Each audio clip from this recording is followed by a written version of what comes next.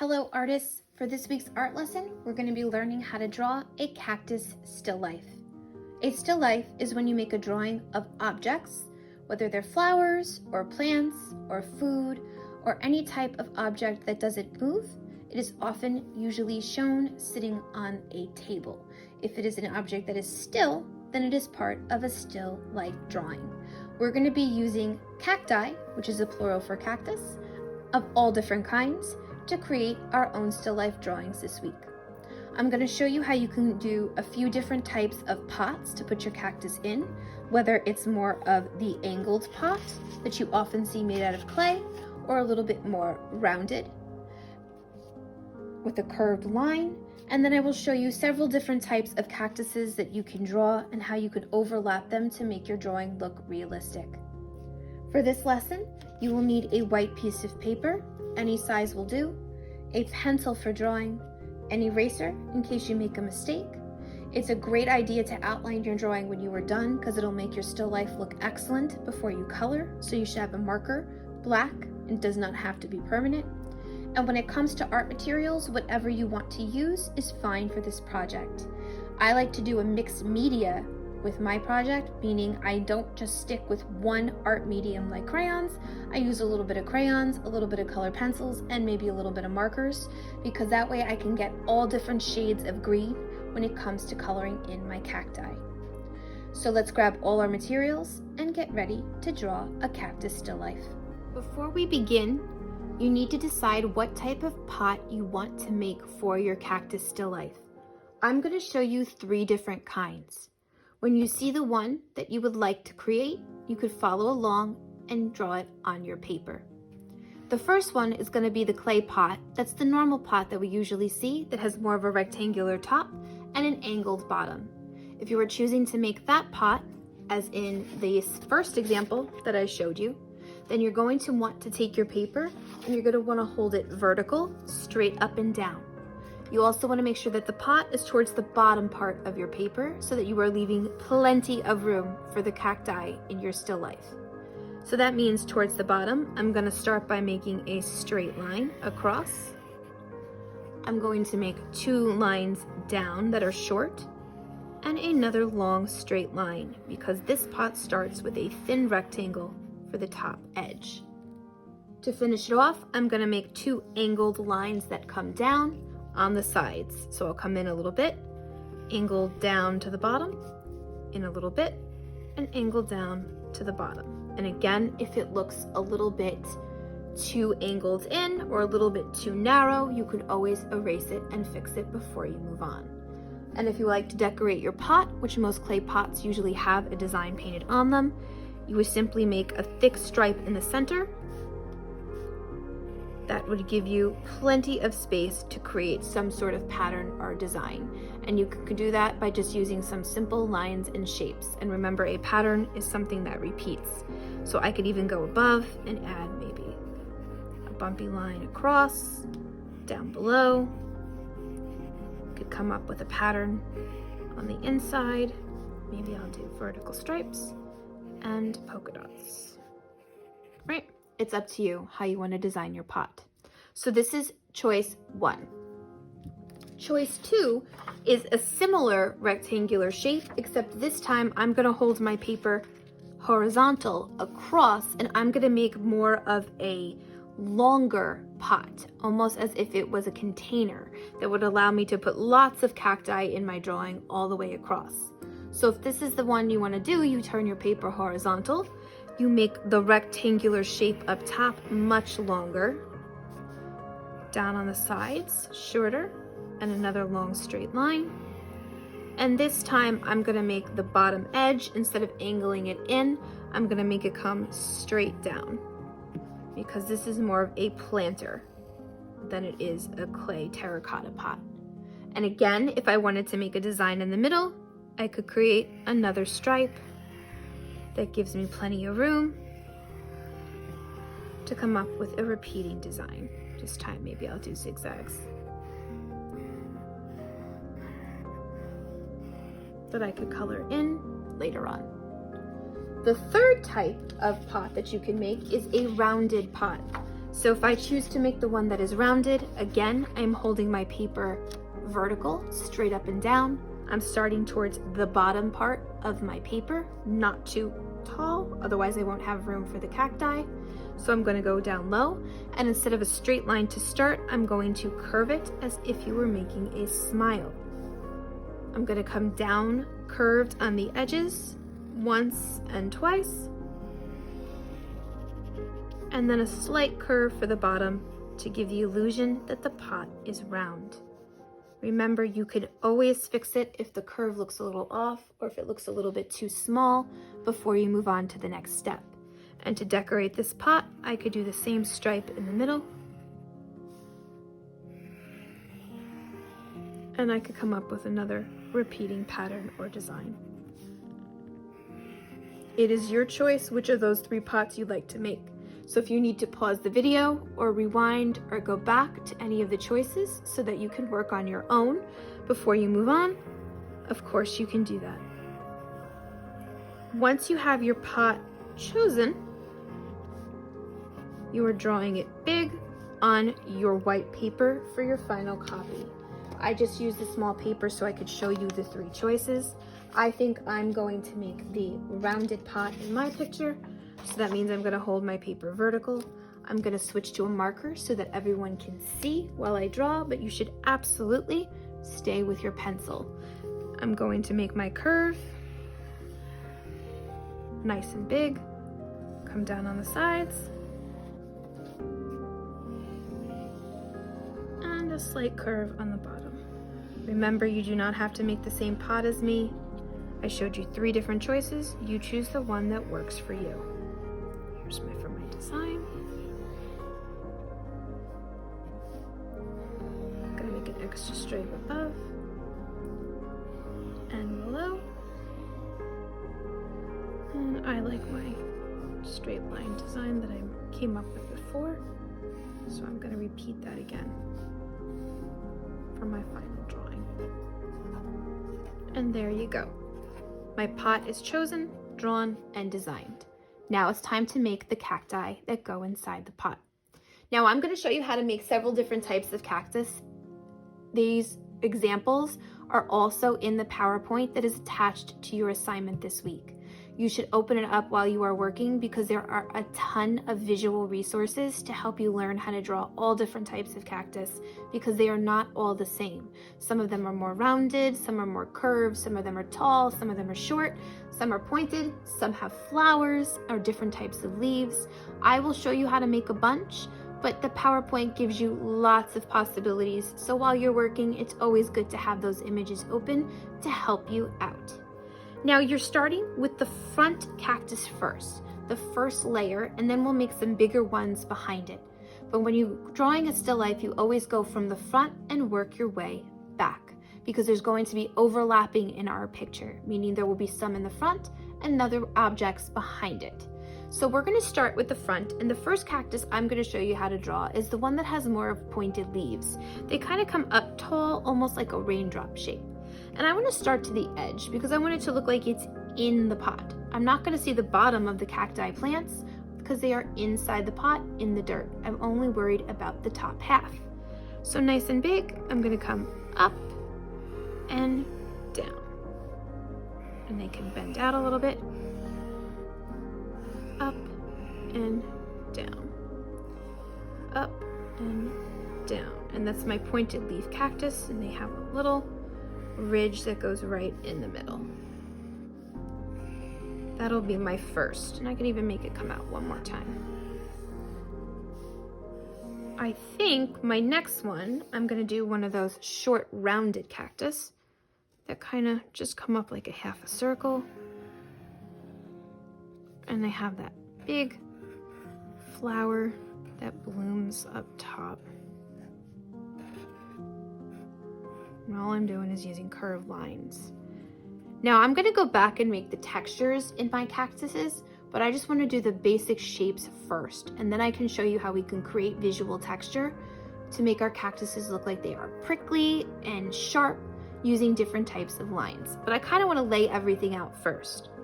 Next, I don't really have too much space left in the middle, so I'm going to move over to the side. And now I'm going to start to overlap, meaning some of my drawing is going to have to stop because it will be behind objects that are already there. And we cannot draw through things because we don't have x-ray vision. So I think I'm going to make the next cactus the one that kind of looks like it's stacked up circles on top of each other. So I'm going to start with a curve that comes up and over. And if I hit something, I stop. I don't want to keep going. Can't draw through things. That's not realistic. And then I'm going to make my curved circles to create the part of the cactus that comes branching out, that stacks up. And they do not have to be in a straight line. They kind of bend and twist. Some are larger, some are medium, some are small. I think next I'm gonna make the cactus that almost looks like it has arms that are bent. It's the one that we're used to seeing like in pictures of the desert. So I'm gonna make a tall curve, again, behind my first layer of my drawing. I'm gonna make an arm that comes up like a J, go around and back down where I started. And I could make a second one, but over here, I'm gonna definitely hit the first part of my drawing. So I'm gonna curve out, pick up where I leave off, come up, and come back down. Notice I didn't draw the line through what was there because I wouldn't see it. I just kind of used my pencil to guide my way down to figure out where I would have to pick up and where I would leave off. That helps us out. When we use overlapping in a drawing, especially a still life, it makes our pictures look realistic. Because if you've ever looked at cactus in a pot or plants in a pot, you'll notice that there are leaves or flowers that grow one in front of the other when you fill up the bouquet or you fill up the planter. So we want it to look that way. If you have overlapping, it's doing the right thing. I think I'm gonna make one of those tall cactuses that kind of grows up like one straight leaf that's very spiky. So I'm gonna start with a straight line up, and then what happens is I'm gonna curve around on both sides, and then I'm gonna curve in and out to make the edges. So in and out, like you're making the waves in an ocean. And again, stop if you hit something, pick up where you leave off. And I have a little bit of space left. I'm gonna make this thin cactuses that kind of grow little leaves. So I'm gonna make one here and I'll make one there. And then what happens is right from the edge, I'm gonna make these little curves. 1, 2, 3. And then I keep it going with the little bumps all the way down to the bottom of the line on both sides.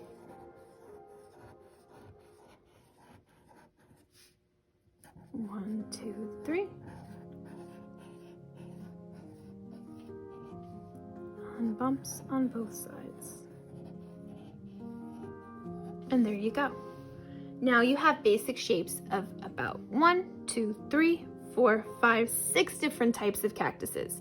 You do not have to put all 6 of them in your drawings. You should put at least 3 in your picture. Besides the ones I'm showing you in the video, there's even more in the PowerPoint, so you pick and choose the ones that you want. But you should definitely have at least 3. You should definitely have them fill up your pot. Make sure they are inside of the pot. And we don't see the bottom because the pot blocks it. We can't see through things. Remember, no x-ray vision. So don't draw the bottom of your plants. You stop when you hit the pot. Now, before I move on, I could grab my marker and I can trace my picture, or you can wait to trace until you're done with the texture. So the texture is the prickly part of the cactus because cactuses are sharp. Some of them are a little smooth, but some of them and most of them usually have these little prickly, sharp edges to them. So this cactus actually is a smooth one, the one with the tall pointed leaves. So we're gonna leave that exactly the way it is. The bumpy cactuses that grow in these straight lines, they're also smooth, so they don't have to have any of those prickly lines either. They just have to color them in later. But the rest of them do. So let's start with this tall curved one. We can take our dashes, which are just our simple straight broken line, and go right around the edge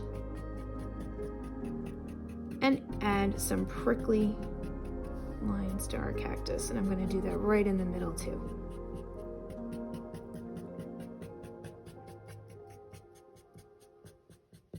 There you go. I definitely like to do this part with a black marker after I'm done outlining my picture, because I definitely don't want to have to spend time trying to outline all of these different little prickly lines one by one. So it's a good idea if you outline your drawing before you add the texture to it. Now this cactus that has the arms has ridges first, so I'm going to draw the straight lines down. Stop when I hit something. I could also put them in the arms. Just curve in the direction of your drawing. And I'm going to use like a letter V to make the prickly lines on this cactus.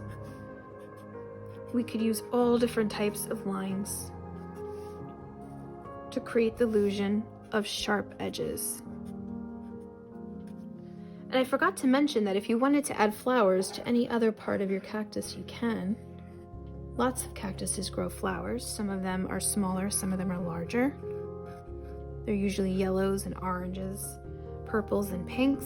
So if you wanted to add flowers to any part of your cactus, of course you can do that. Now this rounded cactus, I'm going to use almost like the letter W to make the pricklies on this one. And again, I am showing you all different ways to add the visual texture. You can choose the ones that work for the cactuses that you have drawn.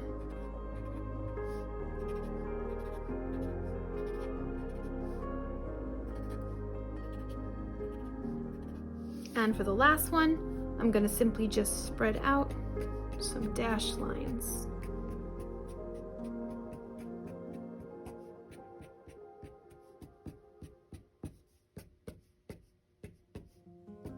And there you go. Now I have texture, or visual texture, to my picture. Remember, texture is how something feels. Visual texture is how we show that in a drawing using lines, which we just did. All different types of lines to create the prickly parts of our sharp edge cactuses. This one is nice and smooth, and these are nice and smooth, so they don't have to have those lines added on. Once your drawing is complete, if you haven't outlined yet, you should with a black marker or crayon, and then you can begin to color in your picture. Now, most of the time the pots are made out of clay, so a nice brown color would be good, so it looks like terracotta clay. If you want to use a different color, that's up to you. And you can use whatever colors you want for the designs that you created on your pot. Also, you can make this a mixed media lesson, meaning you do not have to just use crayons. If you want to grab crayons, markers, and color pencils, or maybe some paint, and use all of them combined in your project, you can do that. One of the reasons why that is good for your cactus drawing is because it gives you lots of shades of green. If I were to go through my crayon box and my markers alone and take out all of my greens, I would notice that if I combine my materials, I'm going to get a lot of different shades of green that I can use for my cactus, so they are not all just one color, because not all cactuses are dark green. I could even throw colored pencils in there and I end up with a couple more, right? You can get all your greens all laid out in front of you, and you can see all of the different shades, some dark and some light and some in between, yellow green and blue green, that you can combine to finish up the cacti in your picture. As for the flowers, you can choose to make them pinks and purples. It's up to you. When you're all done coloring, it looks a little like this. So I took out all my green crayons and colored pencils and markers, and I went through them and used all different shades for my cacti. That way they weren't all the same color green, and I put different color greens next to each other, so the light one is next to the dark one. That way they stand out. I used some different light brown for my pot, and here's one where I made the pot that was more straight edged with a darker brown. And remember, you only have to have 3 cactuses in your picture. You could fill it up as much as you want, but if you just have room for 3, that's perfectly fine. Once you are finished with your drawing, you can leave it the way it is. If you wanted to add the line for the table and maybe a background design, that's up to you, but it's perfectly okay to just color in your still life and leave the background white. Remember, the PowerPoint attached to the lesson has lots of different examples of cacti and how to draw them. You should open it up while you are working, because it'll give you lots of visuals and lots of great ideas to help you with your work. And as always, you can pause in this video as much as you need to while you are working. Remember, draw with a pencil first, Outline with a black crayon or marker. Add all your prickly lines so that your cactuses are sharp, and then color in with the material of your choice. Good luck with your cacti drawing, and I can't wait to see what they look like when they are done.